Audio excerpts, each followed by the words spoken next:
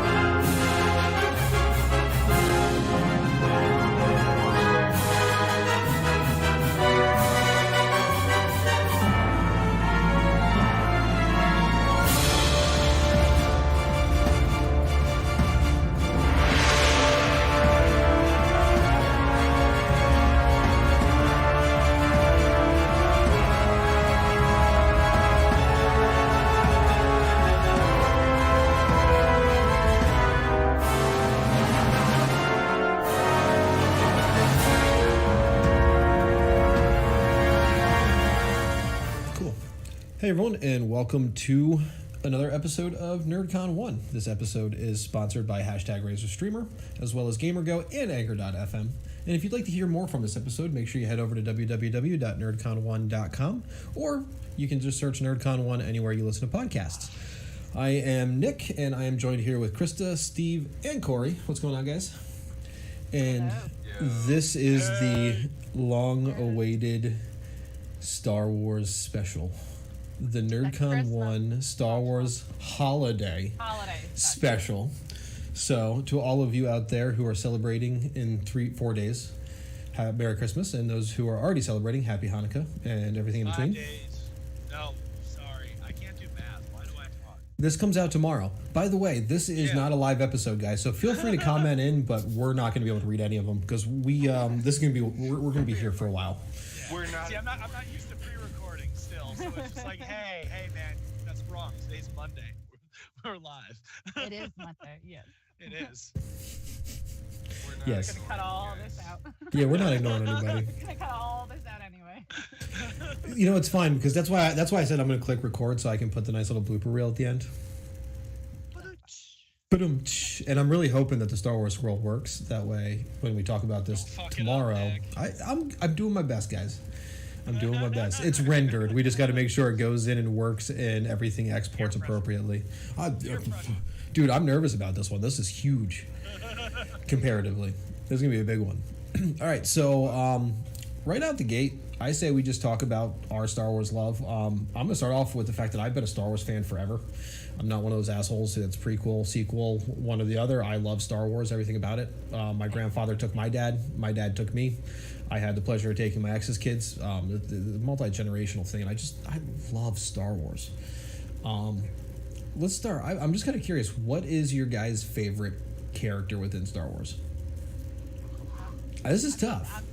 Maybe maybe I'm being stereotypical, maybe because just the impact that she had on me as a child, and I'm actually going to get emotional just thinking that she's not here anymore, but absolutely Leia. It's absolutely Leia. Like, I can respect that. And, like, Leia's character, just how strong she was. Like, as a child, I remember looking up to her, and, like, I had so many of her figurines. Like, I'm so devastated she's not here anymore, and she can't. She was such a badass chick. Continue her legacy. Always. Yeah. Well, and she was the kindest person to everyone on set. I adore her. She was a warrior for everything she believed in, and she did not take shit from anybody. Oh, no. That's not even just, that's Leia, and that's Carrie Fisher, you know. Krista, did you see Forces? Come on, that's badass. Have you guys seen Forces of Destiny? What? Have you guys seen Forces of Destiny? Yes, I have. The cartoon, yeah. So, if you guys are listening or watching, Forces of Destiny is it's all the female characters. It's a very young, as they're trying to bring in young females into the Star Wars universe, into that fandom. They have these little side stories. They're usually about 10-minute episodes. They are animated with the different characters interacting. Like Sabine Wren and Leia team up multiple times, but you can definitely portray that within Leia's character in that, and she's a very, very strong individual as is, and I thought it was kind of neat. Yeah. Definitely kind of neat. Corey, what about you, buddy? You're thinking over there. Yeah, there's a lot from, but I think I would probably have to say, like, young Obi-Wan. Okay. The Ewan McGregor one. Like Clone Wars or the first or episode 1? Ewan McGregor. Okay. And I think it's just, I can relate to him a lot. The way he kind of tackles everything, goes at the world, is he's very much a logic guy. He's got his morals. He's not jumping into it head first, hard on his sleeve. And I like that. That's how he goes about it, because you've got that balance there with Luke and Anakin, who they're very much powered by their emotions. Yes. Yeah. So you got that balance there of another good guy who's not so much. Like, yes, he does have them. So he's not like some fucking robot, but he very much, he knows what he's gonna do all the time. He thinks about it logically. Obviously, he gets in the one fight against Darth Maul when he just gets overcome with anger after Qui-Gon. But yeah, I'd have to say, like, Ewan McGregor's Obi-Wan. See, that's the thing. Like, that's a good one. Yeah. If you pay attention to even like Knights of the Old Republic and like the different subsects of the Jedi culture and religion and ideology, like I feel like that's what you expect when you hear a Jedi, is that everything is cold, calculated. You know what I mean? Like everything has a step before you act, and I feel like that's kind of where they get into Luke and Anakin. Like you're talking about how they are very much powered by their emotion. Well, Luke later in life decided he's not a Jedi because of that. Anakin decided he's not a Jedi because of that. So I feel like that plagues the Skywalker family in general. All of them are absolutely fueled by their emotions, and that's what makes them so powerful yet so open to being turned to the dark side. Well, I mean, that's even like Darth Revan, any of these, you know, people from the extended universe that really are superpowers. Steve, I'm curious, what's your favorite character, Steve? Max Rebo. Who? What? How do you not know Max Rebo? Where did that come from? I'm curious too. Dude, that guy was badass. It's not Porkins, is it? Who else could hold their cool when people are getting their arms chopped off in the cantina and keep that badass song going to keep the mood light? Oh, okay. I know who it is. That's why I laugh. Like out of everybody, that's who you picked. You would pick that. Blue guy? Yeah. Max Rebo. I don't. Oh my God. Yeah. Yep. That guy was the shit.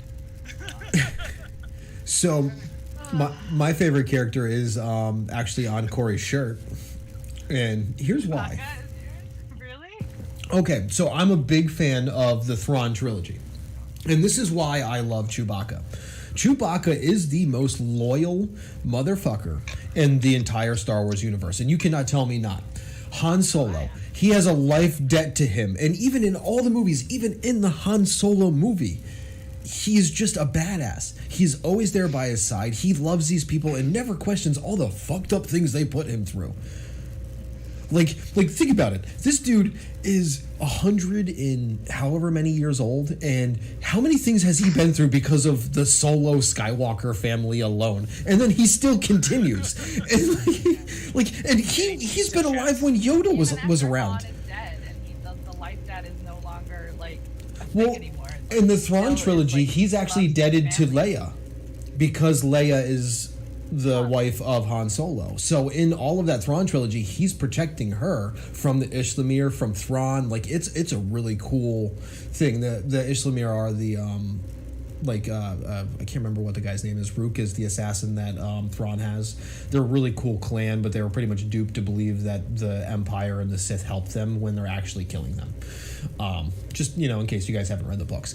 But if you get a chance, I think it's Timothy Zahn did them, and the Thrawn trilogy. I mean, probably some of the best read you will have within the Star Wars extended universe. And actually, I think it's now in canon because Thrawn is actually now a character. Which, spoiler alert for everybody, and Mando. Sorry. Yeah. Speaking of which, guys, if you don't want spoilers, probably don't listen to this episode. We're gonna try and warn you, but yeah, especially the last half, because we're gonna dig into everything. We've all caught up on Mando and everything else, and we're good to go. But yeah, so I love Chewbacca. I think he's the shit, and he's comedic. Like he gives a good level of comedic relief without any words at all. Yeah. Does anyone think he actually cheats at chess? Yes. I think he cheats. I think he cheats. I think he does. I 100% think he cheats. You don't make it that long without learning how to cheat real well, and everyone always accuses him of it.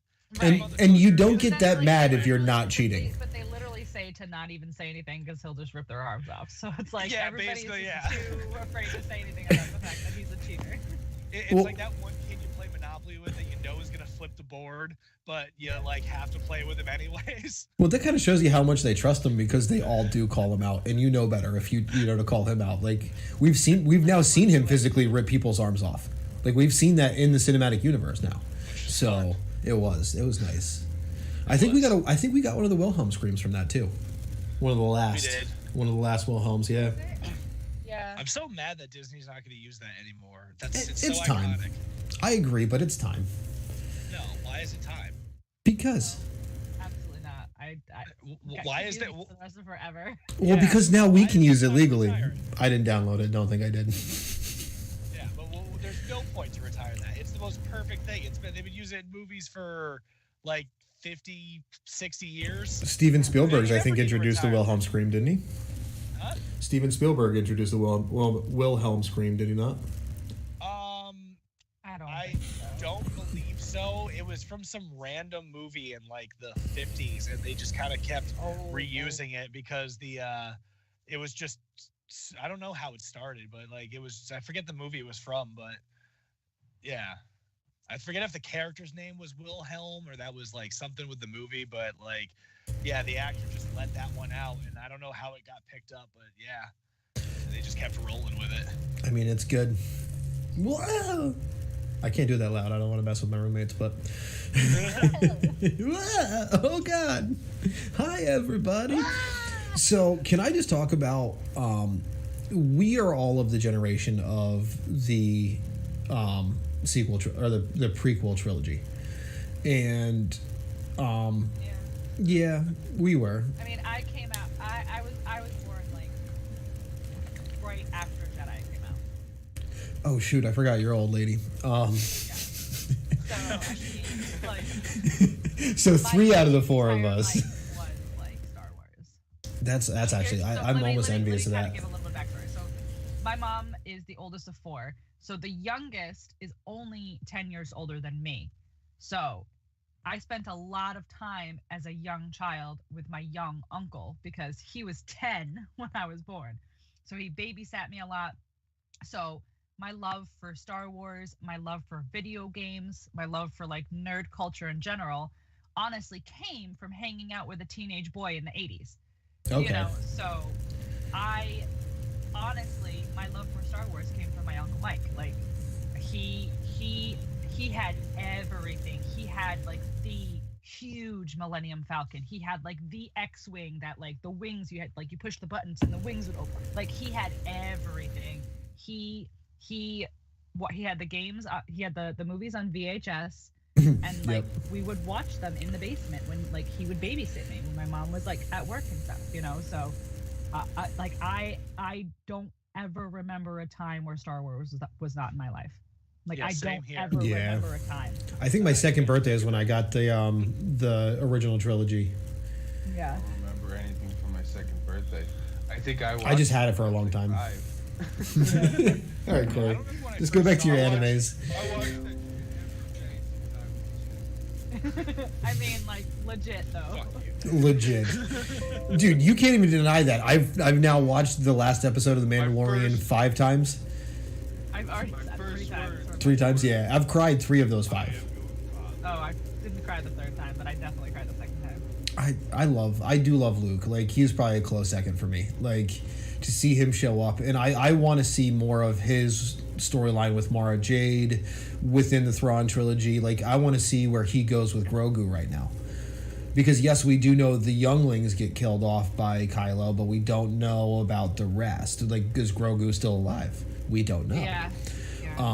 But that's hard. Well, because hold on, so think about it. So if this is 5 years after Jedi. Spoiler, by the way. Probably still 15 years before. Yeah, I think it's about 15 years before Force Awakens. So I think it's 25 years before Force Awakens. No, 5 years. Force Awakens is like 19 years after. No, it's like 19 because it's Rey. It's as long as Rey is old, so she's like 19. So it's like it's I think it's like 19 or 20 years after Jedi. We have to look it up. We got to figure it out because I mean, you'd have to find it within when Palpatine's son had her. Right, that's what I'm saying. So like Palpatine had to there's a lot. Yeah. Because he had her before the Empire fell. So that would have been right at the tail end of the Empire. Yeah, so you do your research there. Force Awakens is set 30 years after. I knew it was like 25, 30 years. Thank you. Okay, so if this is 5. I said 25. Yes, no, you said 5. Oh, I meant 25. I apologize. That's why I was like, I'm thinking like it's 20 years after Jedi, so I'm off by 10 years. Yeah, so there's a lot of time for Grogu to age and gain power. At the same point, he's 50 years old. Yeah, I don't think in Mando. He's already what, like 70 years old in the Mandalorian? 50. 50. Okay. So that would make him but okay. 75, So 80. right. No. But you have to remember. So Force Awakens takes place 30 years, but the Kylo Ren thing is not 30 years. That's before. So we don't know how long before Force Awakens that happens. We just know it's a couple of years before, a few years. Well, yeah, and before. they're at this point they're working on Snoke, so years, because he's not going to be, he's not going to be a 10-year-old. He's not going to be a 15-year-old doing that. He was probably 20 because he's older than Rey. He's like, he's 26, she's 20. Yeah. So yeah, I would say it's probably 25 years. So he'd be 75. Yeah, you're right, Corey. You're right. Yeah. You're right. But at the same point, at 50, he can't communicate. So let me ask, because I know we're gonna be going like what we want to see. Mm-hmm. Yeah, that's later though. Okay. All right. I wasn't sure if that was gonna be like extended universe, non-canon, what we wanted. Yeah, I feel like that'll kind of fall into that. Something right now, real quick, but that's. Hey, go ahead. You know what? Go ahead. This is the Star Wars special. Okay. Let's talk. Okay. So, I've always wanted to see like a movie, a series, whatever it may be, about a young Yoda. Yes. There's this one picture online that I've seen. I know exactly what you're talking about. Years where he's got this long hair. Like, I want to see that, and I'm wondering if we could see that in Grogu now. Because young Yoda, I mean, that could be 300 years old. Right. Yeah, because he died at 900, so. Yeah, exactly. So, I mean, we could. That could be a setting in the future. If Grogu is alive. Well, no. Grogu's alive after Yoda's but like Grogu dead. is 50 and he's still like a baby. Yeah. So is he really going to age that? That's my argument. Is at 75, is he really going to be able to do much? Because right now at 50, he can't communicate. This is what I'm saying. Future, when he's like 300 years old, so that gives us 200 something years in the future. True. But it's a matter of, like we were just talking about, is he alive still? God, if we just went through all of that to find out for him to he get was slaughtered, yeah, that would suck. I feel like Nick, we can't hear Filoni you. wouldn't do that though. I can see you talking. Nick. I think his purpose is solely to create Snoke. That's who. I mean, those are those clones that are being created in there, and they just in the last episode told us that that was a clone scientist. For a long, long time, You think he's a? I had this theory. By the way, I got baby or young Yoda in the picture for you there, Corey. That way they can see it. Cool. Got you. For a long time, I had this theory that Snoke was going to be this super important fucking person. He's not. Everyone did. But Well, he I might thought be, he but, was, like- Well, he is, but he's not. He just carries along the Emperor's rule. Darth Sidious's master. Plagueis. He looked like Plagueis. For a long time, I thought he was Plagueis. So did I. Or Mace Windu. Yeah. In theory, Mace wouldn't Windu. that have made him The lightning. Anakin's dad? Yeah. Wait, what? Because Darth According to Plagueis that could theory, create yeah. life from the midichlorians. Anakin, it is essentially, That's I don't the want to get theory. too much into it, is essentially Jesus. He was born from nothing. No, that's Right, Ewan he has McGregor. no father. Yeah, he was born of Yeah. the midichlorians. Yeah. So Yeah, I've my heard that theory before, theory is whoever Plagueis is Anakin's dad. Do you think Plagueis is still around? Because I've also heard that theory. Probably. He might be. Wasn't he the one that could that created the whole thing where they could resurrect the dead? That is where Darth Sidious's conversation with Anakin in the Citadel comes from. That's the story he Yeah. tells him. Okay, yeah. I was just making sure that I was remembering that right, because there's a lot in the Star Wars mythos to keep track of, and that gets a little tricky sometimes. But Yeah, that's when so they I go mean, into the secret dude room coulda- within his if- chambers. If the Emperor, he could have kept himself going and shit, why the fuck couldn't Plagueis just keep himself alive with Plagueis. dark force power? He was murdered. Twice. Fuck. Yeah, actually, Darth Sidious murdered him because that's how the rule of two that came from Darth Revan. Yeah, he had to be killed in order for Sidious to take power. Stop shitting on my ideas with your logic and facts. Which actually, wanna that's get back another to really the, good Star Wars prequel trilogy. First question I'm going to ask right out of the gate. Everyone's thoughts on Boba Fett. Corey, go. Or not Boba Fett, Jar Jar Binks. Corey, go. Oh. I like Jar Jar Binks. I love Jar Jar Binks. People hate on him a lot, but I liked him. It was especially because I was a kid when this came out. But it was fun. I agree. He was the comedic relief that Chewbacca wasn't there for. He pissed me off so much. I wanted to kick him in his fucking Gungan balls, but he's a Jar Jar Binks, though. I got over it. Yeah. I feel Alright, bad for the so- actor though. I don't think he deserved all that Yeah, fucking hate. here's my- He did the here's my best thing. he did. He did what he could. All right, Krista, Again, what's your thing? This is the age difference. I was 14 when Phantom Menace came out. So a 14-year-old girl, I walked into Phantom Menace and I was like, that What was that, movie 99? 99. I was like, that movie was made for children. I Yeah. really, really felt that Phantom Menace was made for children when I saw it at the time when I was 14 years old. As an adult, I've rewatched it and I understood a lot. I'm sorry, you guys, you have to understand my throat. When I watched it as an adult, I understood there's a lot of deeper things going on. There's the politics going on. There's the Too much betrayal. politics, I think. There's Yes. there's the Way too much the Senate seed being debate. planted of the Republic and the Galactic Empire. There's all of the seeds are being planted, but at the time I didn't see any of that. So Jar Jar pissed me off, and I was like, this is a children's movie and this is a children's character, and why would you do this? I'm so offended. The end was great. Yeah, the lightsaber battle was great, but I was 14. As an adult, I've reassessed it, and Jar Jar, I agree.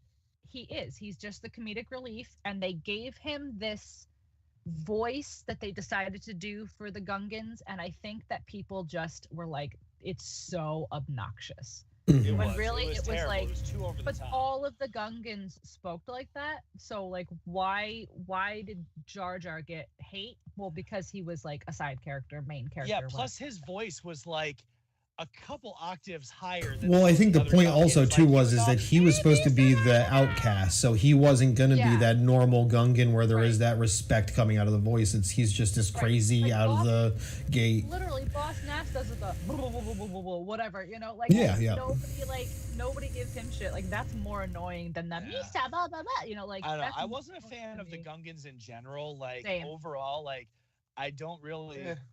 I do like that they were able to go toe to toe with droids though.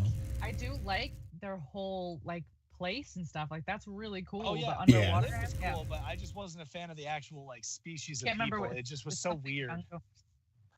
It was I can't remember the name of the city. They were like you remember in Avatar, the swamp waterbenders? Mm-hmm. That's what the Gungans were. They were like the backwoods. That's a pretty good analogy. Of like, you know, it's Oto Gunga is the city. Yes, I was like, I knew it's Gunga something, but I couldn't. Which I wonder O2 being like oxygen underwater. I feel like Gungan air. Of the Smurfs because they just said Gunga everything. I think they were basically the Smurfs to me. That's fair. Irritated me. So maybe that's why. Again, what did you think about the Naboo fighters? Different stuff because it's like as a child, like I was able to ignore like the bad writing of the original trilogy and stuff. Yeah, like I didn't think it was that terrible when I was 13. Yeah. What did you guys think of the Naboo fighters, the Starfighters, where you kind of started breaking away from that very cut and dry Starfighter? Like those things are like the Cadillacs of Starfighters. The yellow Starfighters, yeah. They kind of made technology de-evolve. Yeah, because it reminded me of the Y-wing. The bombers. It reminded me of the Y-wing, so I like that you said that, like of the bombers. Yeah. So it's cool because like you can see the difference between like have you actually really paid? I mean, you guys might because you might be into starships and stuff. I'm not so much into it as you guys are, but I've noticed like the Empire, like their technology evolves. Like the TIE fighters evolve over time into the TIE bombers and to the TIE interceptors. Yeah. You know, and then you have Kylo Ren who has like the crazy TIE fighter. It's like so like the Empire and the First Order always have like evolved their technology, and then you have like the Republic and then you know the Rebellion, who like their technology is like hand-me-downs because like they're supposed to be the underdog always. Right. So it's like I liked that they showed Episode 1 how like the Jedi have like these nice like you know starfighters and like the Republic have like these nice star cruisers and all this, and then like it just kind of technology just kind of de-evolves for the good guys while the bad guys. Ship was so cool. Yeah.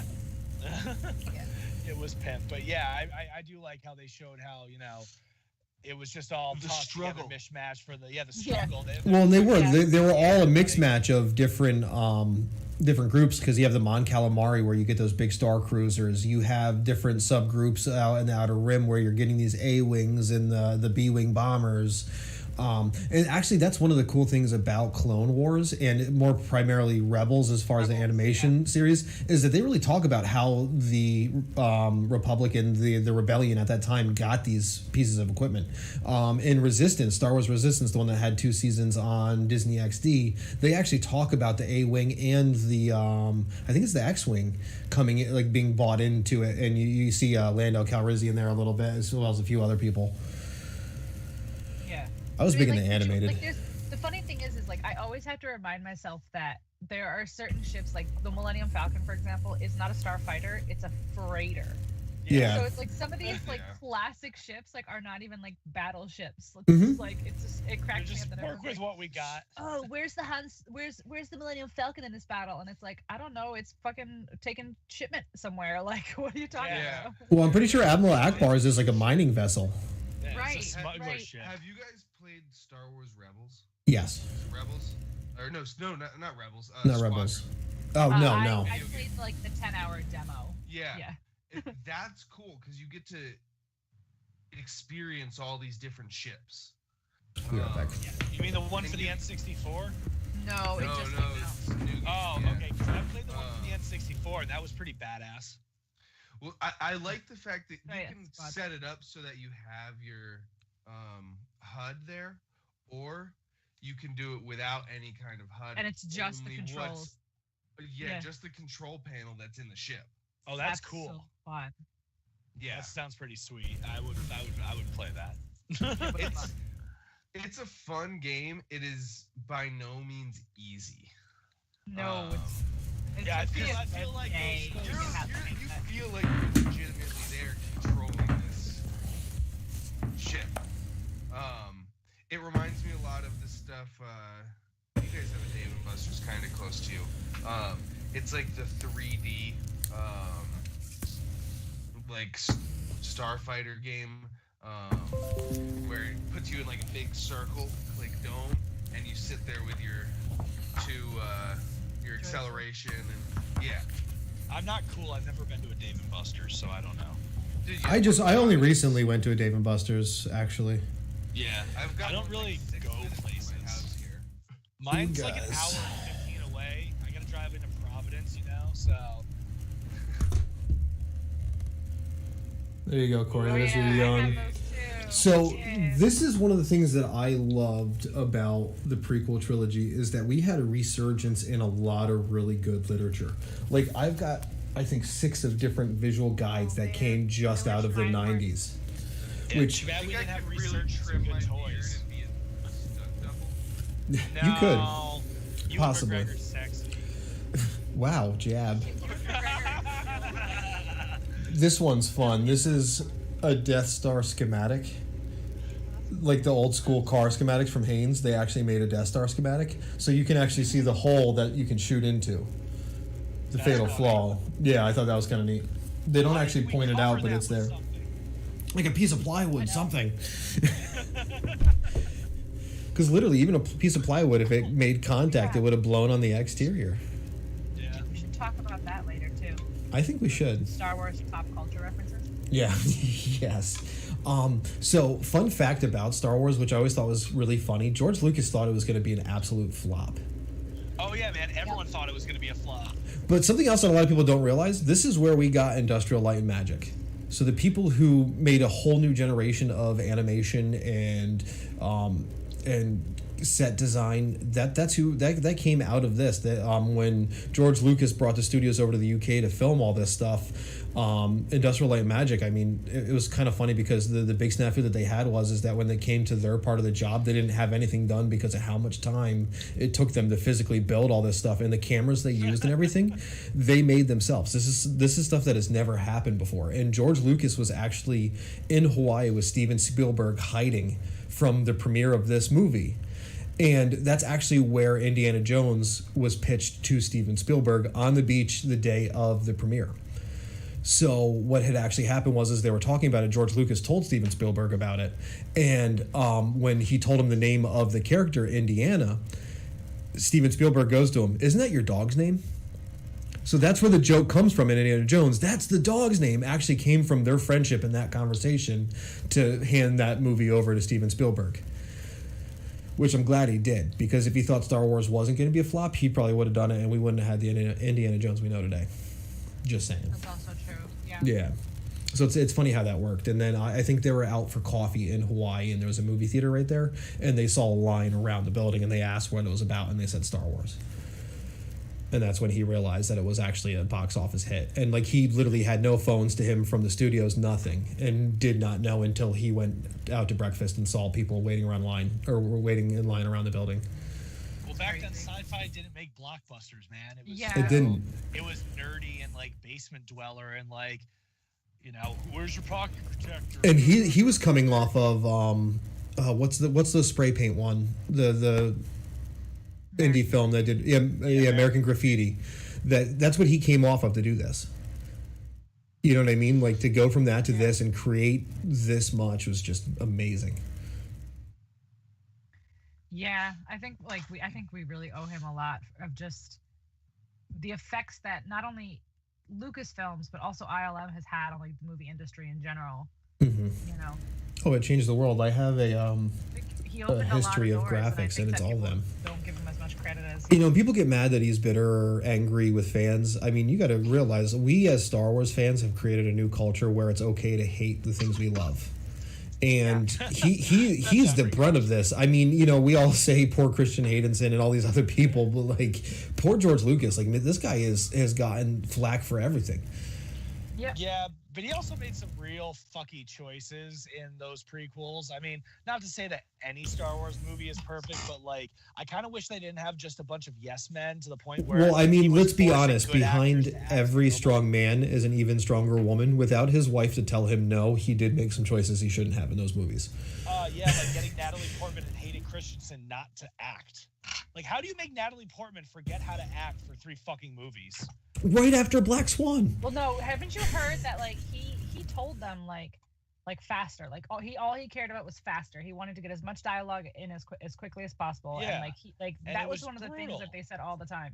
Yeah, they actually talk about that a lot in the documentaries. Is faster, even in the original. Black Swan there? Yeah, wasn't it? Not after Black That was Swan. long after. Black Swan was 2010. Oh, okay, Yeah. never mind. Wow. All right, yeah, never mind. Or V for Vendetta. When was that? 2005. Jeez. Yeah, 2005. That came out in 2005. That was not. I got a made. tattoo from that movie. Did you? Yeah, I got the Didn't know Guy that. Fawkes mask because he blew up Parliament on November 5th, and that's my birthday. So I thought that was kind of Oh, that's cool. fun. I didn't know that. Yeah. All right, well, let's take. Remember the 5th of November. Oh yeah, let's take a quick sponsor break. Before we get to the sponsor break, we're going to take a quick peek at Steve watching the end credit scene of the last episode of Mandalorian. So hopefully you guys enjoy that, and we'll be right back after the ad break.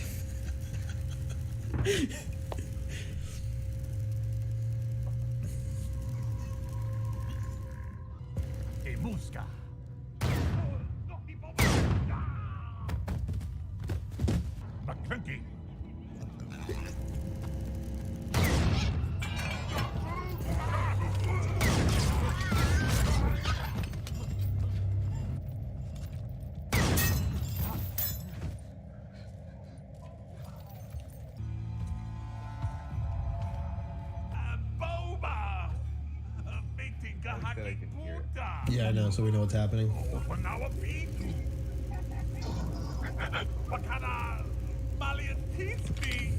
Just wait. Just wait. I'm so excited. I know. I want to see it.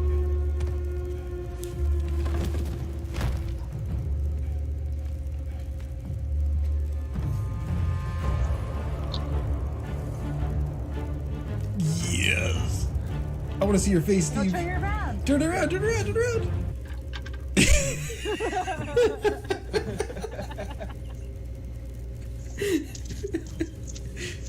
I love that. Oh, when X starts drinking, yeah.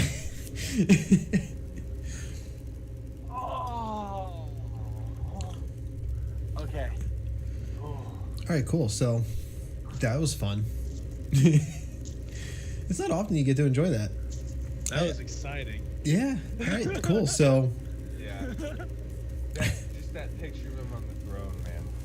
So talking about shivers down the spine. Yeah. Man. Like holy shit. I gotta shake out all the goose skin real quick, and my fucking face hurts. Like I felt like I was opening up an N64 on fucking Christmas Day again.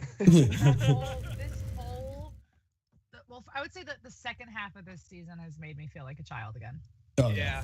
Honestly, the whole season was like so damn amazing. Like I know the first season had a little bit of filler episodes here, but they so found their Hey everyone, groove at with Disney this Adams one, here from the like- NerdCon1 channel. I would like you to join me in welcoming GamerGoat to the family of sponsors for the NerdCon1 channel. If you are a listener or a viewer of NerdCon1, you can now get a 15% discount at www.gamergoat.com using code NerdCon1. That's www.gamergoat.com using code NerdCon1.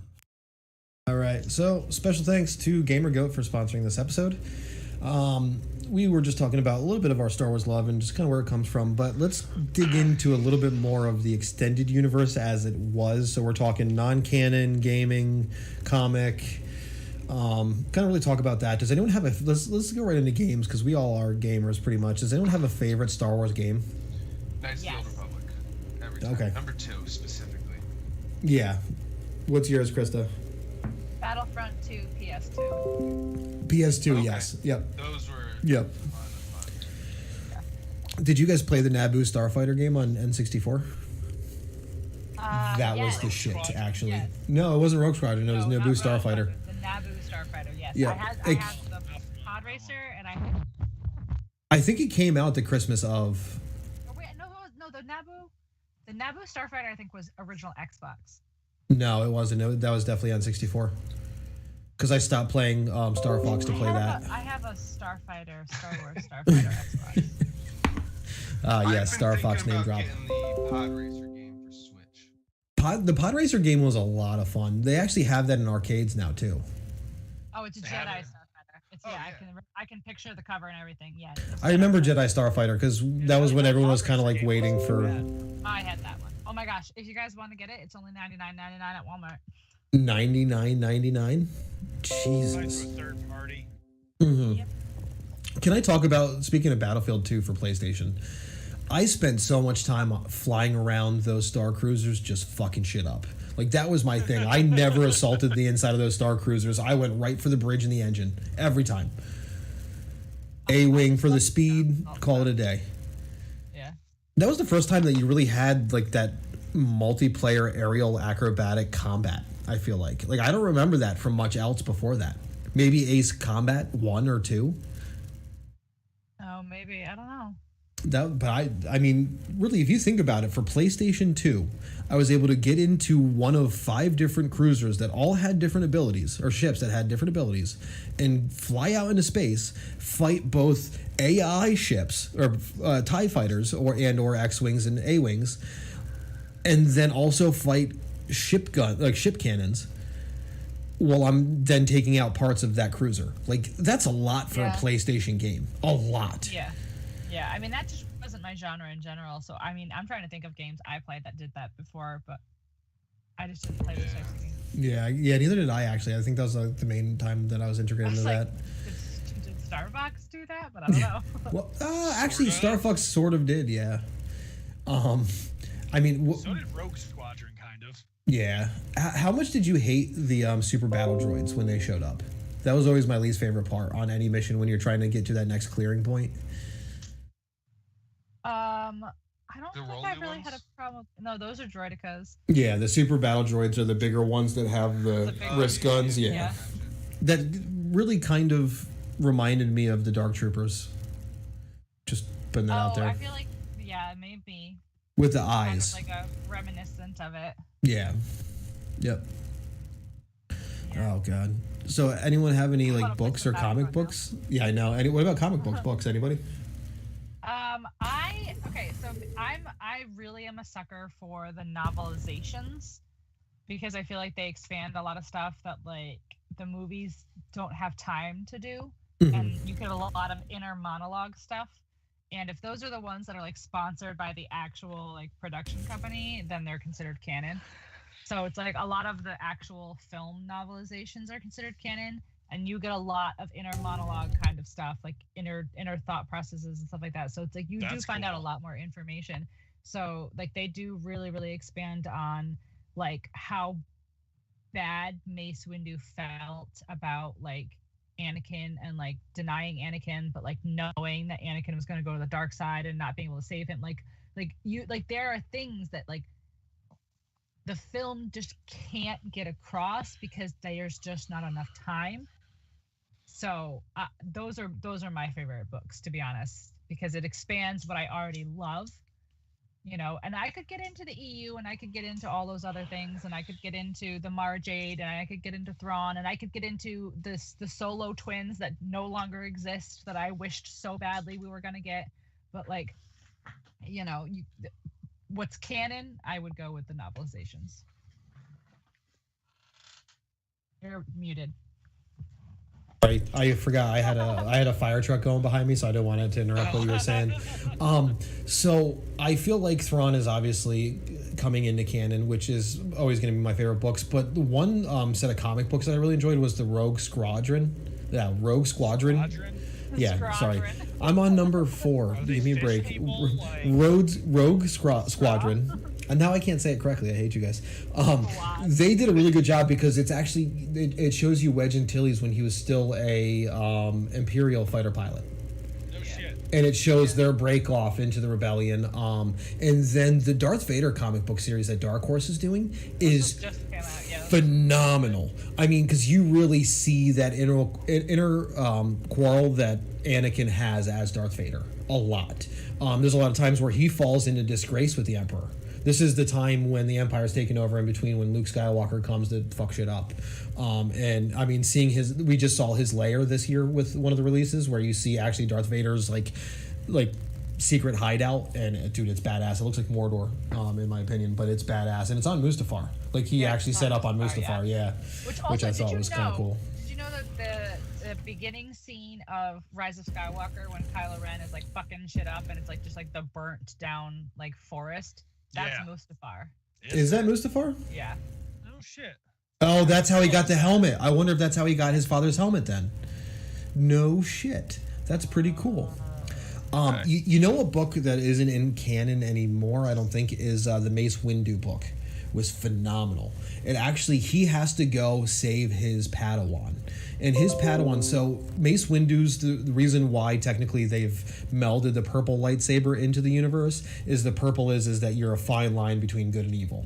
You know, it's the mix between green and red, and or not really blue and red, I guess. But the thing about it is that like his form, I think it's form 7 in the Jedi like fighting structure, is very much you do use that aggression, and you get yourself pretty much to the last limits of being still that chaotic good. And the reason why they have that way is that he actually came from this planet where it's a forest that has a lot of dark energy, and it almost makes it's like a forest madness that it creates within you, and he has to go back there to save his old Padawan from that madness that she's experienced on this planet. And it's really good. What's Padawan's name? I can't. Let me look her up really quick. I should know this because I read the book twice.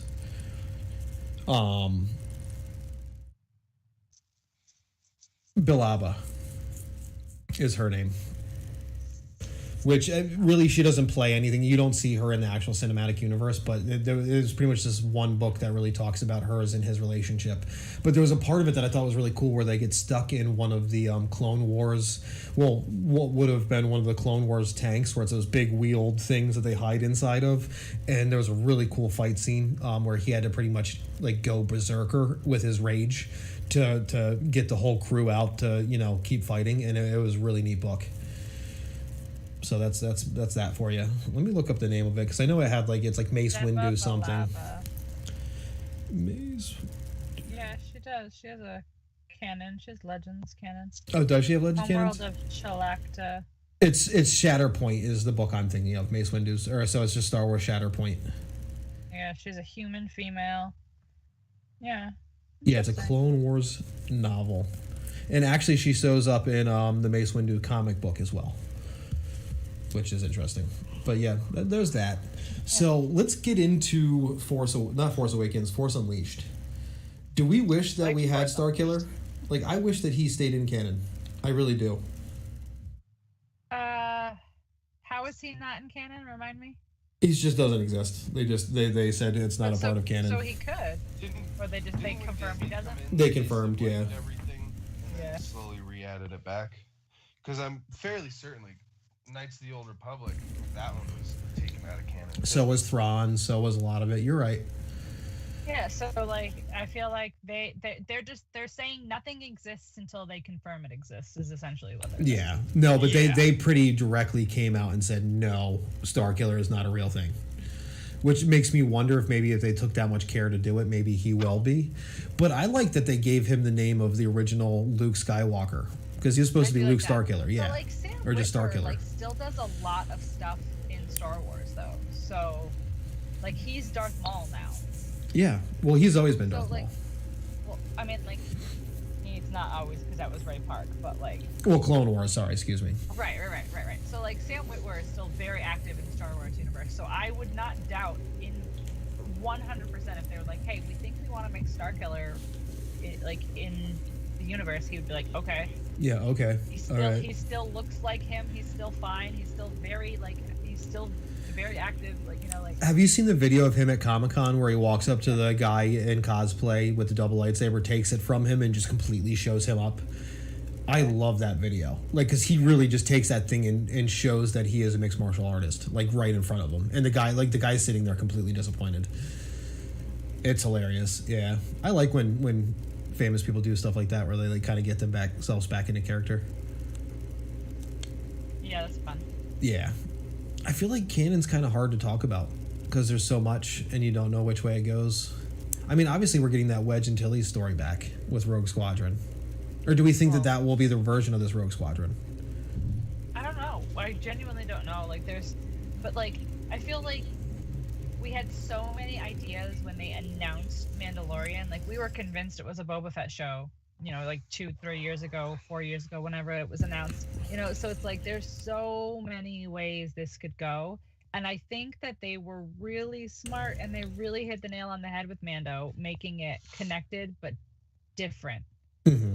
You know, like I loved that it was this space western, you know, like even before we got really attached to like Baby Yoda, before it was even like the child or Grogu or any of that, like even before the whole mass hysteria over this baby, we were still like into the setup of Mando because it was different. It was still at its core felt Star Wars.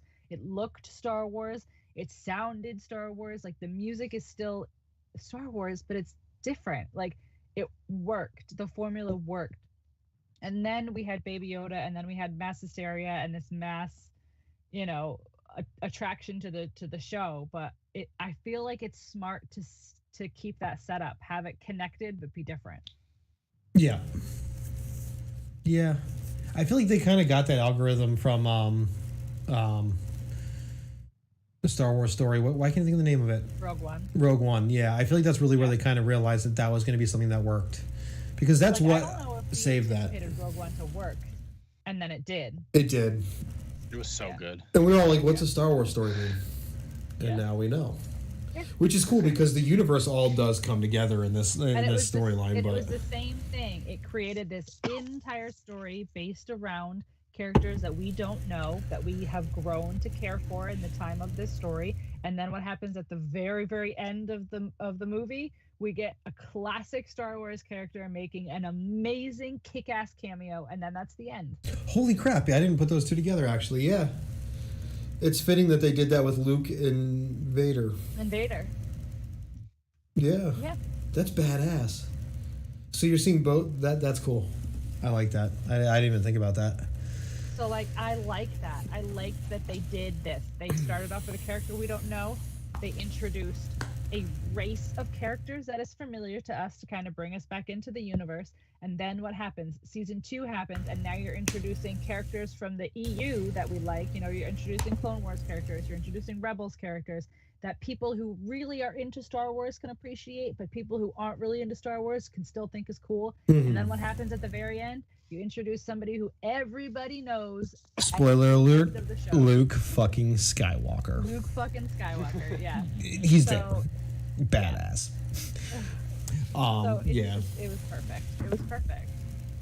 The formula works, and I think we should continue it. So now that we're getting into these shows that are like the Obi-Wan show, and now we're getting into the, what else? There was another one that I was just going to say that we already know who's confirmed for it.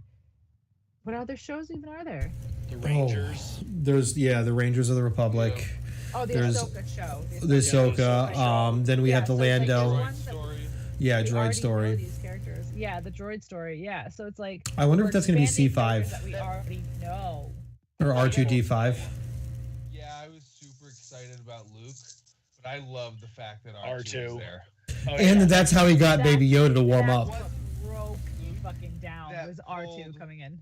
Grogu in, it was R2 that Grogu was like, oh. All right, homie, let's go. I'm going with you. That was the proverbial free candy, though. Like, we got to be realistic here. It was wonderful if they had R2. That really. They did not have to give that to us, and they did. Oh my god! And he got so excited when Baby Yoda did the cute thing. And then they were like, "Here you go, you blubbering babies. Here's R2. Yeah, but Luke at that point didn't go anywhere without R2. Like, if they didn't have R2, the Star Wars fans would have been like, the fuck. We can't deny that. Yeah, because R2 goes everywhere with Luke. Well, that also tells us that's before Luke ends up leaving R2. You know what I mean? So it does help with the timeline question as well a little bit. I mean, I don't think that's why they did it, but it's there. And thank God it wasn't C-3PO. People getting their feels for sure. But like, okay, so timeline-wise, would Luke still be looking for the map? He wouldn't have been looking for the map at all at that point. No. He wouldn't have known the map had existed. He wouldn't have been looking for the map until after Kylo Ren betrayed him, and they, had that whole fight. So that's long after. So that would have been like 35 years after this. Yeah. So I guess it really doesn't help the timeline that much, but enough. It's there. Yeah, it's fucking R2-D2. Put it together. Like, I mean, they could have showed R2-D2 being a badass too, though. Like, Clone Wars was all about R2-D2 just fucking shit up. Like, that would have been pretty cool to see him come in and torch somebody. And that's all we need. That's what I'm saying. Like, you're expecting a lot because you're a Star Wars fan, and you expect a lot of. I was happy with what we got. We got R2. He showed up. He went beep, beep, beep, and he grabbed the kid. Boom. That's perfect. That's all I need. I'm a happy guy. I'm a simple man with simple wishes. To see R2 go beep, beep, boop, boop. And I got beep, beep, boop, boop. And he did the little like, side stutter thing. He got excited. I can't whistle like that, so... Yeah. Did you know the original actor accidentally got left in the suit for, like, a lunch break? They forgot he was in there, and they left him. Yeah. Yeah, he got the short end of the stick a lot. Speaking of Carrie Fisher, she was actually very kind to him, and he always spoke very highly of her as compared to others on set. Carrie Fisher was the shit. She was a class act, man. And the people she was up against, I mean, the names she was up against for this role, and the fact that she did so well. I mean, everyone in this... she was Debbie Reynolds' daughter, so I'm sure that didn't hurt in consideration. Yeah, it probably helped. I mean, but then... They really expected a lot of her. Mm-hmm. She has a very famous joke about how they wanted her to lose, like, so much weight, how they... I don't want to ruin the joke, but she says they didn't want to hire. They wanted 3/4 of her because the fourth was not with her. Oh yeah, I remember that. Yeah. But can we look at the cast of the original trilogy? I mean, you're looking at Luke Skywalker. He had just done TV shows. He was literally living in an apartment with a friend, and he went on this casting. Did not think he was going to get it. You have Han Solo. Harrison Ford was going to be the next big fucking. He was fixing. He decided to quit acting. Became a carpenter again, which was his original profession. He was actually fixing Steven Spielberg's door when they needed someone to run lines with the other people that they were trying out. And that's how Han Solo came back. That's insane to me. And ever since then, he's been pissed that he did it. Yeah, he hates that role. He hates it. He asked to be killed. Like, that probably wouldn't have happened, but he asked. He's like, kill me. Nope, sorry, man. We have plans for you. You're too badass. I'm picturing that conversation. Like if you don't know who they are and you just walk past the office, just fucking kill me. Yeah. I'm sick of this shit. Harrison, we can't do that. Seriously. How many times did he ask to be killed? I think he asked to be killed like every movie. Yeah. Every movie he was in. And then they still brought his ass back in episode 9. But that's what I'm saying. I guarantee you JJ was like, hey, so listen, he's like, you only if you kill me. Yeah, like, that's exactly the first thing. All right, listen, Harrison. We just want to know I have to die. Okay. Only if you kill me. I mean, he's hating the role, but I'm sure he's not hating the paycheck for it. He says it all the Yeah, time. right. So he's been asking to die for 30 years. He's literally been asking to die for 30 years. Well, finally, they did it. Yep. Did him in. Bastards. At last. So speaking of Chewbacca, they asked like, "Why did you come back then?" And he's like, "The money." Like, I'm of not course. stupid. Oh yeah, I mean, shit, if I was a famous actor and I hated a role and they threw that kind of money, because you know they threw some ridiculous ass amount of Harrison Ford. He probably like gave them a number and they're like, ha, yeah, it's a joke, but if they agree to it, I'll do it. And they're like, yeah, sure, here you go, man. And he's like, I wonder if they gave Harrison and Mark the same amount, and Mark was only in it just to take his hood off. Probably. Yeah, because Mark is currently doing a lot with an animated universe, so like he actually does have a schedule. But yeah, he's always voice acting and doing fucking shit. Mark Hamill's like never stops. Well, I don't think that was Mark Hamill in this. I think they used. No, not in this. I think they actually just completely computer graphic and used his, because when you look, even May the Force Be With You, that was when he said it to in one of the original trilogy movies. It's like a lot of old footage. Yeah, it's recycled footage. Same thing that they did with Grand Admiral Toph, except they used the character to get Toph's body. I think now they've advanced enough in the last 4 years to be able to get past that. Yeah, where they actually need the body. The body double, Yeah, the fighting scenes were definitely a body double, and that's about it. But I think that I really think that that's why they didn't use what's his name, because they didn't want people to know that this was going to happen. Like I really think that's I really think that's why he wasn't in this, was because they didn't want people to know. What we need is a TV show about what Luke did after he took the child and have Sebastian Stan star as it, and that's just what we need. I won't be happy until we get it. And then the Mandalorian comes back into play. Well, no, Sebastian's in the MCU right now. Is he? Give a shit. He can do Doing what? Who is he in the MCU? Winter Soldier. Oh shit, you're right. You silly bastard. Yeah, I wasn't even thinking about it. You know, I'm the host. I rely on you guys to have the answers. He's got a TV show right now. And all right, so this is what he does. And from midnight to noon, he films Winter Soldier and the Falcon. From noon to midnight, he films this Luke Skywalker spinoff. He doesn't need sleep for the next 6 months. Fuck that. Work, damn it, work. Yeah, you get paid well enough for this. Let's do it. That's what I'm saying. Like, just work all the time, like every normal American has to do. Like, it's fine. 20 hours a day for 3 months. It's only 3 months. Just but imagine the amount of money you would get in that amount of time. All right, so real quick, let's just take a quick break for our sponsors, and then we'll be right back with a little bit more Star Wars. Hey guys, Nick here from NerdCon1. I would like to invite you to www.nerdcon1.com. You can find all of our live shows and our past shows, as well as merchandise and downloadable content. Again, that's nerdcon1.com. Thanks to Anchor.fm for sponsoring this episode. Yeah, Anchor.fm. Yeah, that's how you listen to our podcast. Yeah. On all major platforms except for iHeartRadio. Why? Because fuck iHeartRadio. I said that word. Don't judge me. You're close enough, man. My Postmates need to come. I can't drive. All right, so civilized towns. We are, man. Like I don't know why Postmates. Everything else is here. We have Uber Eats. We've got Grubhub, DoorDash. Yeah, I know, but still, it happens. Like it's there. You don't tip them much, but they're here. And we don't have Postmates, so. Okay. Yeah, but like, I'm surprised they give you guys like Wi-Fi. Aren't you in like backwoods? Like, he's in Albuquerque. That's like not a backwoods place. That's a major metropolitan city. Like 700,000 people. I'm pretty sure they have 5G. Do you have 5G, Corey? No Mr. Cell Phone? No. We don't have 5G. Okay. Well, you should, because your company's out of there.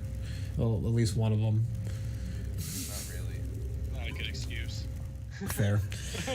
So we're gonna dig into I guess modern Star Wars movies and cinema and TV. So if you guys don't like spoilers, like we gave you some spoilers before, you should probably fucking leave now, because like we're gonna talk about Mandalorian. We're gonna talk about all the movies that Corey has not seen, which you will find out about what those are in the blooper reel, as well as farther into this conversation. And it's gonna be a good time. So first and foremost, and Corey, at least give us what you think about the first two. What did you guys think of the latest trilogy? Steve, we'll start with you. I enjoyed it. I wasn't really excited about some of the oh man, who the hell is that guy? Rian Johnson. I don't like him as a person or as a director.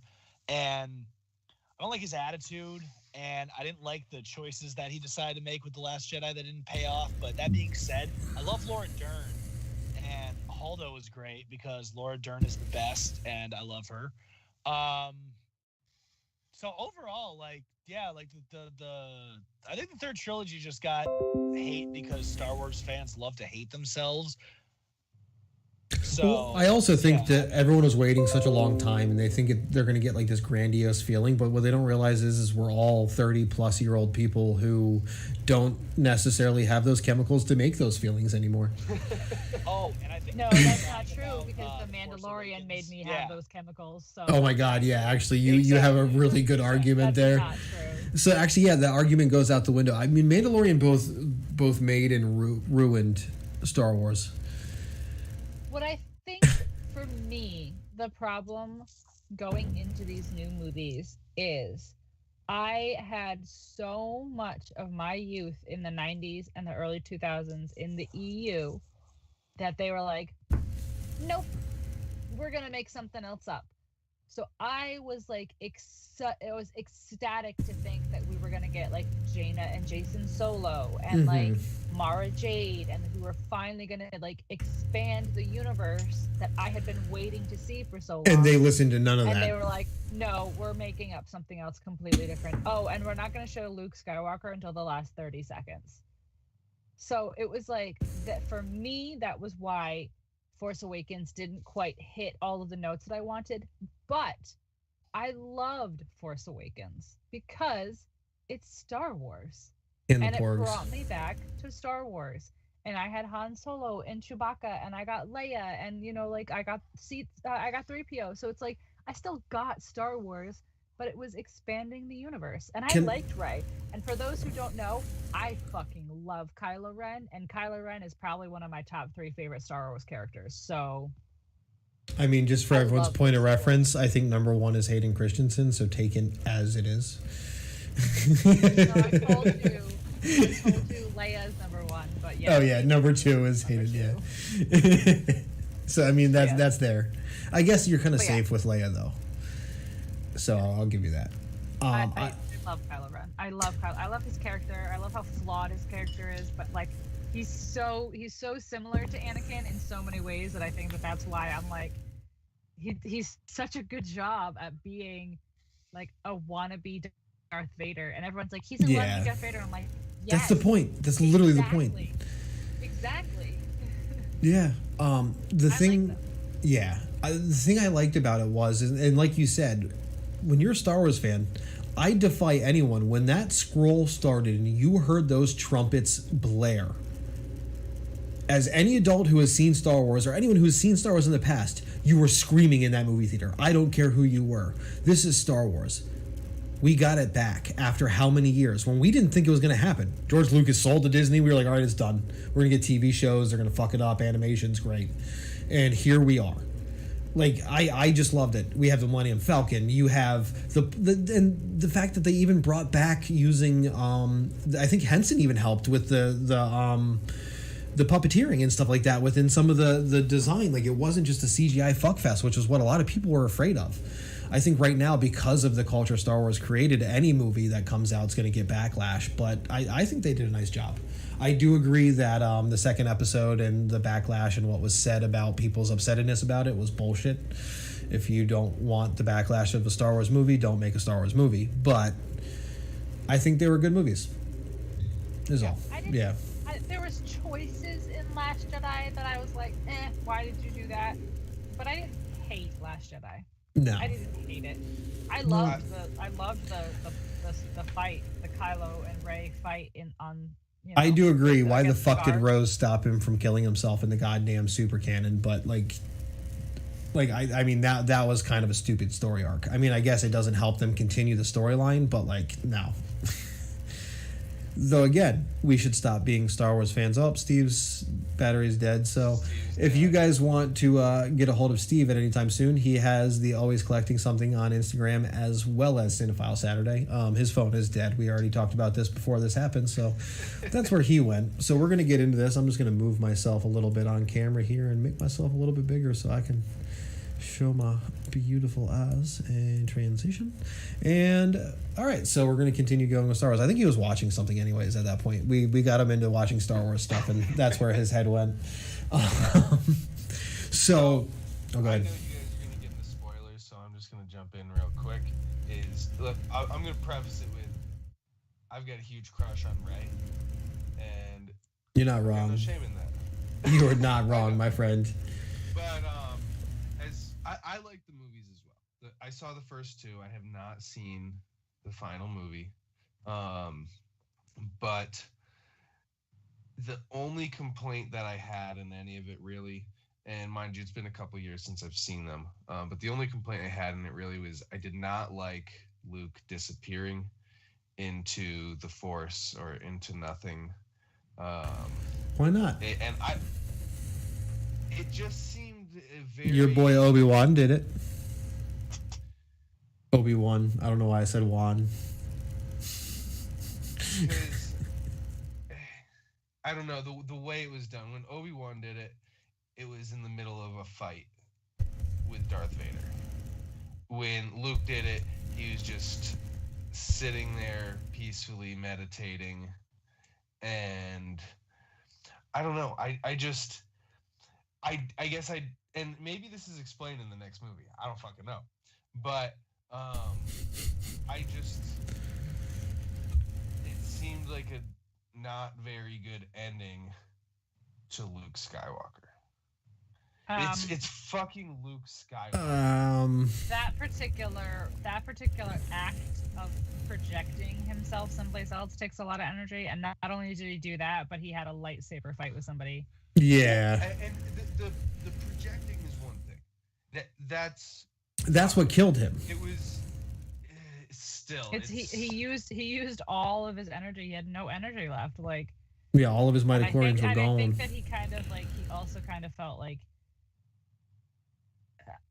his time was done. How I interpreted it was that he realized that he was not going to get through to Ben, and there was nothing else he could do. Like I also think that he knew that he was a reminder of what the Jedi Order was, and they don't need that. I think that was a part of it too, is that they needed to create something new where they're almost gray Jedis, not this alt-right, or alt-left, discipline. And I think that was a big part of it too. Like, there was a lot of symbology behind that. I don't think it was as much like, but again, that kind of comes more into like knowing that Star Wars lore. But really, he did what Obi-Wan did. He knew that his time and what he could do was done, and then he put it on that next person. It's the same thing as cutting the umbilical cord, like that joke the parents make. All right, you're on your own now. It's that same moment that he had as a master to Rey. I get that. I don't know. Me personally, I wasn't a fan. It's because you didn't watch the third fucking movie. Yeah, see, and you also don't know that like the same thing happened with Leia in the third movie. Yeah. She reached out to her son. She tried to communicate to her son, and it used the last of her energy, and she passed. And that's when Ben came back, or not Ben, also like we have this vision of like Jedi being all powerful and all this, but like at the end of the day, like their race is still human. They are still human beings who happen to have a connection to the Force and are able to reach into the Force, or like whether it be a strong connection like Luke or a medium-ish connection like Leia, like that life force, it can only really help them be stronger or whatever for so long. They're still human beings at the end of the day. Yeah. Yeah. No, and I get that. I just, like I said, I expected a different ending for Luke. I knew he wasn't gonna fucking live on forever, but I expected something different. The same thing as Yoda, though. I would say, I don't even know if I would say like grandiose. I wouldn't expect Go down that. fighting almost, But though. no, I just in solitude, like with nobody else around. The solitude was self-imposed, though. Mm-hmm. Yeah, but Well, that was also to hide from the Empire. Yeah. Well, him going into solitude in general made sense, but dying in solitude, I guess, is what I'm referring to. Yeah, that makes sense. I don't know. Like I said, just for me, that's what it was. I know everyone's gonna feel different. So let's really get into spoiler territory here and kind of dig into The Mandalorian. What did you guys think of the season finale of The Mandalorian? Like, Krista, I'll start with you because you had a reaction. I have not felt this just overjoyed with just happiness and sadness and excitement and anxiety. Like, Star Wars has not made me feel this way since I was a kid. Like, I was on the edge of my seat because the whole episode was so great, and all of the references, and even like the slower pace stuff, like even when they went to the bar to get Bo-Katan and it was slower pace, but it was still chock full of references, like the I've heard your voice, like where'd you get that armor, that's not your, like all of those things were just like these beautiful references that were not like in your face where it's like my father is Jango Fett, like none of these in your face things where it's like it was just enough that you kind of planted the seeds of remembering who these are, putting the pieces together. If you weren't already, a big fan, you couldn't put the pieces together yourself. And then the heist starts and the fight starts and I'm on the edge of my seat. And then you see Baby Yoda and he's like all sad and he's like has no energy left. And I'm sobbing because it's just so emotional. And I'm so excited. And then you see the X-Wing. Oh. And then you see... And the quote, the one X-Wing, we're saved. Yes. Yeah. Cloak. And then you see the green lightsaber. Well, and when Moff Gideon's face when she says it's a Jedi, like, he's experienced Jedis from the Old Republic. Or from the... Like, he knew what was about to happen. Sorry, I didn't mean to interrupt you there, but... No, it's fine. And it's just like, so like seeing all of the things, and I remember I literally like I was in my bed and I was like up against the wall, like relaxing up against the wall, and by the end of the finale I was so far off the bed, my feet are dangling off the edge of the bed and I'm like leaning forward and I'm literally out loud like, this isn't Luke. Yes, yeah. And then you see the glove. Then you see the glove and I'm like, let me see his other hand. And then the other hand doesn't have a glove on it, and I'm just like, is it Luke? And they showed it to you in that order for that reason. Like you were sitting there searching. It's just like, and then everything, and then so you're overjoyed. You're so excited. You're overjoyed, and I'm sobbing. I'm literally like I'm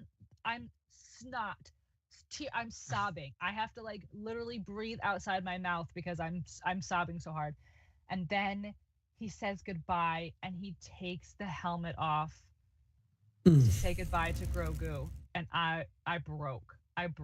It was like, it went from just overjoyed excitement to so sad, but also so satisfied. Like, oh God, and like proud of this development. Yeah.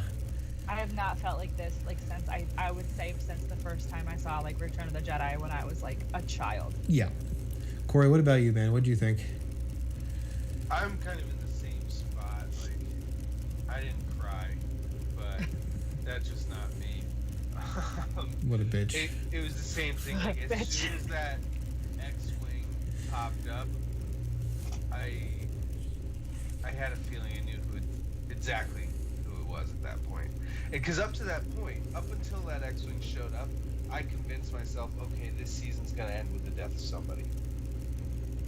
Like, they were just sitting in the bridge there with the Dark Troopers just pounding away on the door. I was convinced Kara was gonna die because like he had the gun under his yes, cape. yeah. I didn't know who it was gonna be, but I was like, someone's gonna die. Like, well, and then when he shot just the kind of show it is. When he shot Bo-Katan too, I'm like, so all right, cool. Then the Mandalorian gets the Darksaber. Like no one's fighting him for it. Great. Even though Boba Fett would have kicked his ass, and we've already kind of seen that. Like, I don't mean to be a dick, but Boba Fett, but he at the same point he's not a Mandalorian, so he can't be the Mandalore. But yeah, no, that I like that a lot. I'm in the same boat as you guys. I mean, this is the best Star Wars that we've seen in a millennia. Outside of Clone Wars, I loved Clone Wars. Yes and no. They remind me too much of Battlestar Galactica. Okay, that's fair. I don't know. I like them a lot, pulling in like another droid that is essentially, because each Star Wars, there's always a droid that's going to be like the top level droid. I mean, I remember watching the prequels and seeing that battle droid that like rolls in, and that being like, when I was a kid, I'm like, that droid is so fucking cool. And just because of how much they could withstand and actually put up a fight, when you know like all these guys are gonna lose, and it really shows that like, okay, since then this shit's really evolved to the point where like someone like Mando or probably even Boba Fett struggle with just one.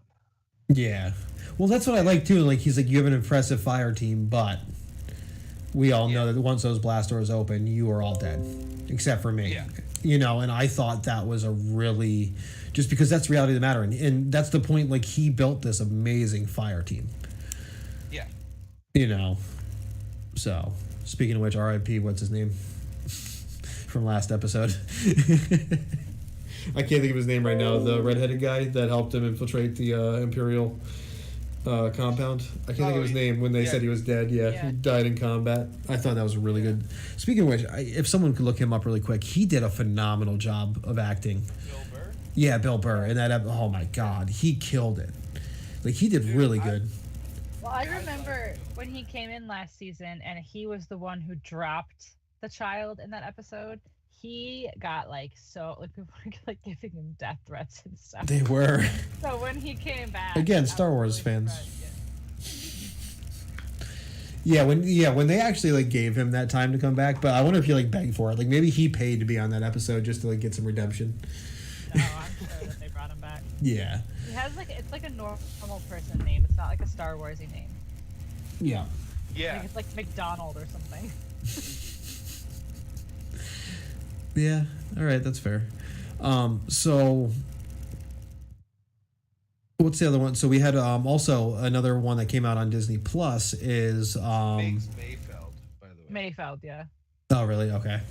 But one of the other things that we had come out on Disney Plus recently was Bad Batch, which is the 7th season of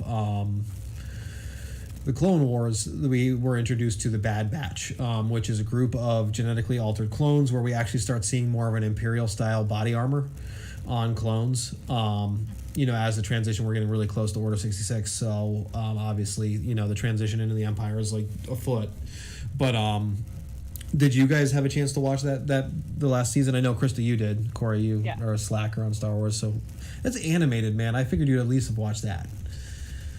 Animated, not anime. Yeah, exactly. Anime. All right, fair.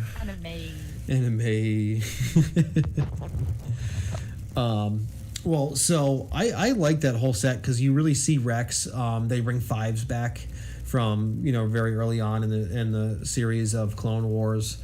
I'm really excited to see what they do with that. Not to mention, I think it is Dave Filoni helming that, obviously, as the animation guru of Star Wars. So I'm really excited to see where that goes because that unit's cool, and I feel like that's going to be yet another time that we're going to re-see Order 66, which I can't handle. I can't do it again. God, how many times have I even seen that happen? Three times? Three now? Three? Twice. 3 for me. Oh, because of the game, yeah. You see it in Fallen Order as well. I just can't do it anymore. Like, I almost hope they don't. I hope they reference it, but don't actually show it. Because there's a level of just sadness. They're gonna. I feel like they're going to because like there's still so many perspectives that we haven't seen that from. Yeah, and the Bad Batch is a special forces unit for the Empire, effectively at this point. So we're going to see them fuck some shit up in Order 66. Like, they have a high stakes target. I wonder if they're the ones who actually burned down. No, that's the 501st that burned down the Jedi Temple.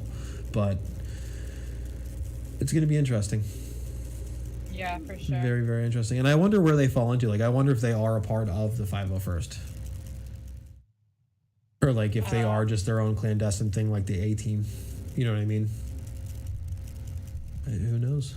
Yeah, I feel like they go into a little bit more of the breakdown when you play Battlefront of like, because like if your hero is Obi-Wan, like you can't use the 501st because 501st is Anakin's, or I could be saying that wrong, but yeah, no, like Anakin is the leader of the 501st. Darth Vader also is the leader of the 501st. Yeah, so it's like, so it breaks it down like to like what troops you can use when your hero is active and stuff. So yeah. Okay, I didn't realize that. See, I haven't played too much of the newer Star Wars stuff. I'm not a big fan of EA's newer stuff in general. I don't like that they implemented gambling and whatnot. That's just me. I've been playing Fallen Order. Have you? This is the one with the kid from Shameless, right? Yes. Yep. Okay, just making sure that I had that right. That's a fun game, I gotta say. I really like it. I really liked it a lot. It seems puzzly, but kinda. It's fun. Yeah. And it's free, so. Well, it's. Now, when you say puzzly, do you mean like God of War puzzly, or like what do you think? Like, what do you mean by puzzly? Solve some puzzles to open some stuff. And... Oh. Yeah. Just to get through certain places. Like, there's an order. I would almost say it's more Star Wars Tomb Raider kind of puzzles. Yeah. Okay. It's like, I see what you're saying. Face the light to open the door, or unlock these things in the proper order to open the door. So like Sands of Time, Prince of Persia Sands of Time, kind of like that's exactly what that sounds like to me. I didn't play much Tomb Raider though. I don't play them, but people said it was kind of Souls based because like if you died, you would lose everything past like your save. Mm-hmm. Yeah. Okay, that makes sense. All right, well, guys, thank you so much for joining in on the Star Wars Holiday Special. I feel like I'm looking at the time right now. We're at an hour and 50 minutes worth of content, and that's not including our just kind of side reels, which is awesome. Yeah. So thank you, everyone, if you are still listening in or watching in, for that matter. This episode was sponsored by #RazorStreamer, as well as Anchor.fm and GamerGoat. If you want to hear more from NerdCon1, make sure you head over to www.nerdcon1.com, or you can head to any podcast platform that you listen to podcasts, and you can just search NerdCon1. You will find us on there everywhere except for iHeartRadio, which means yes, if you find us on Apple, please rate and review because that helps us get farther in our reach. And other than that, guys, I'm at Disney Adams. You can find me anywhere on social media. Krista, where can we find you? I am on all social platforms at Pink Room Gaming. And Corey? You can find me on Instagram at FunkoSquid.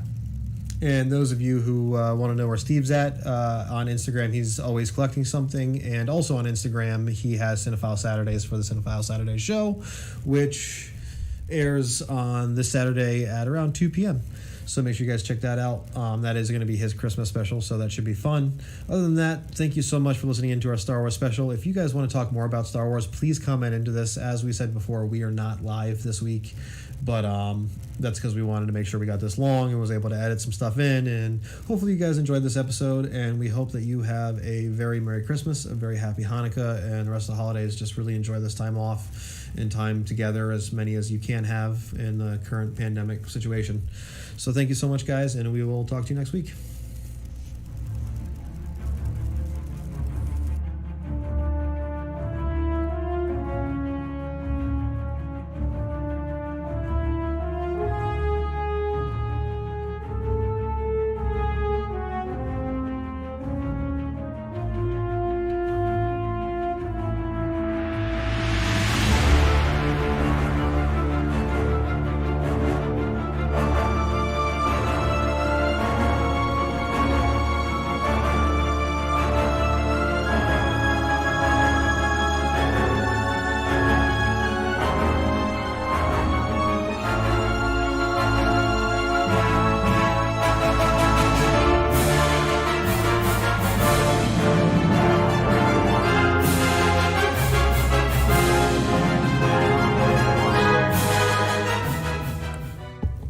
Oh, then that's It's Skype. Nick's fault. That's Skype. No, it's your fault, Nick. You're the producer. Fix it. It's fixed. We're here. We're good. Make it work. So, Krista, what are you eating? I'm eating chicken taco soup. Ooh, there you go. It's really Interesting. spicy, and it has to be because like I can't breathe. So, yeah. Well, I like spicy. I'm literally just eating. I hate spicy soup, but I'm literally just Oh. spicy. I just had a shitload. I just took some chicken, dumped a bunch of adobo on it, put a bunch of teriyaki sauce, a shitload of sriracha, and ate it over white rice. It was delicious. That's too much for me. Yeah. All right, Krista, That's you too ready? much for you, Nick? That's nothing. I can't do spicy. I hate spicy. We talked about this in the Pocky Chip Challenge that I didn't want to do. Well, yeah, you had to. Fuck you, Look, Corey. you see my mug? It's a heat-changing mug. Man, that incredible. Nice. Holy shit. You're not wrong. Oh yeah. That whole damn season, like, oh man. Like, that just had me hooked as hell. Like, And you can tell the ones Dave Filoni did. Part of me though makes me wonder. No, Like, do you know who directed this one? Do you know Who? who directed the finale? Who? Peyton Reed, Who's the that? director of Ant-Man. Oh. Yeah. Whoa. Well done, sir. Even in the end credits, not doing the I think this is it for Mandalorian. I don't think we're gonna get a third season. I'm gonna be 100% honest with you. that's what I was about I thought to about say. it too. The end credit scene ended at like the end of a movie. Yeah. Part of me thinks or just gonna be like the Mandalorian Book of Boba Fett. Well, I think we'll see him in other parts of the new shows, but I don't think we're going to see him with a standalone anymore because his purpose is done until they go after Mandalorian, and she's literally texting Mandalore. me, But he, like question after question after question after question, and I'm like, Steph, use your brain for a sec. Like, what do you think that means? What do you think that means when she said, "I've heard your voice thousands of times"? Who do you think that means? She's like, I don't know. Like, he's a clone, and I was like, yes. Like, she's like, I've never heard of Boba Fett before, and I was like, oh my god. So I sent her a YouTube video Did you of. unfriend her right away? No, I did not. I sent her a YouTube video of Han going into carbonite, and I was like, that's Boba Fett, and she's like, so he's like not a bad guy, and I was like, no, he is a bad guy, and she's like, no, he's a good guy, and I was like, no, he's a bad guy, and she's like, but we don't know that, right? And I was like, no, we do. yes, Yeah.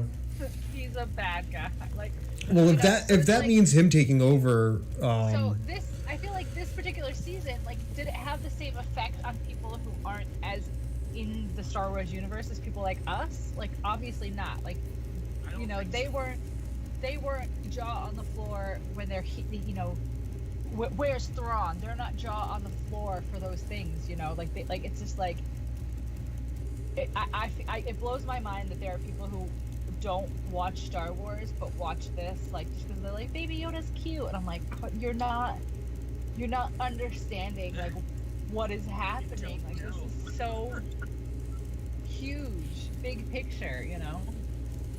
yeah. Oh my god! Like, really, like, that's what I think. Like, if you're a real Star Wars fan, that last scene just it did so much without saying anything, without saying a word, because that's also the first time that you see the old rebellion as a part of the Republic, the New Republic. Like, that's the first time you see that actual crossover. Yes, you do talk about Endor. Yes, we do see that pilot. Like, but this is the first time we see one of the people from the Skywalker trilogy show up in the New Republic. Yeah. Dude, that's those the ice least, like, spiders were flattering badass. picture